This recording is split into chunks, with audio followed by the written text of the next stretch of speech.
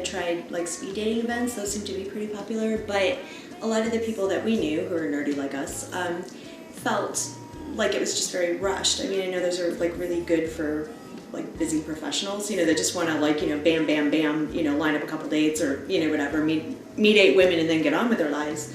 But a lot of the people that we knew were more the kind of people that were uncomfortable, like trying to, you know, sell themselves in, you know, 3.5 minutes. Hey, welcome everybody to Dating for Nerds. My name is Julia Borcherts. My partner, Bathsheba Birman. We're so happy you could join. Also in the corner is Phil, Phil Vogel, who's going to be helping us determine which among us is the biggest nerd. So we have some questions for you, and if this applies to you, go ahead and raise your hand. If heaven exists, do you believe it might resemble the Apple Store?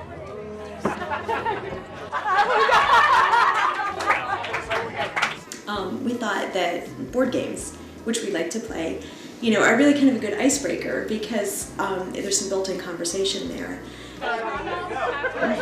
It's also the kind of an insecurity that we get from people who contact us. They want to know, some people want to know if they're smart enough. Mm-hmm. Other people say that they're extremely smart, but they're not nerdy. Can they still come? That's our favorite, which is, you know, if you're that smart and you're debating whether you're a nerd, you probably are. And that's really been the rule of thumb, is if you think you are, you probably are. And we let people define for themselves whether they are or they're not. A lot of people are nerds at heart, you know, people who maybe would rather, you know, like stay home and read a good book than, you know, go out and try to find like the coolest club. All right, so you win a set of superhero postage stamps. Doesn't get any nerdier than that. I already have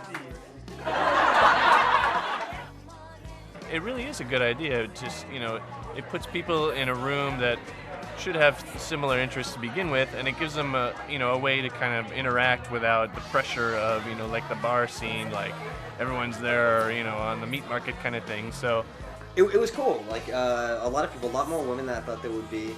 Actually, it seemed like almost more than guys. And so in December we had our first gay event also, and it went really well. You know, like that right away just, you know, took off at 100 miles an hour. So we're really excited about that. If being a nerd is a niche, then being a queer nerd is a niche within a niche, or vice versa. You know, if being queer is a niche, then being a queer nerd is a niche within a niche. And I think it's kind of a relief to them to find that there are people, you know, that there are like-minded people. I like how relaxed it is. I think it's a lot of fun just to come and not feel like you have to be all cool and hip. You just come and hang out, have a good time, play a bunch of really fun games, be silly. The other thing we get, both queer and straight across the board, are, and we still get them, you know, no matter how long we've been around, are our emails or calls or comments kind of saying, hey, I thought I was the only one. And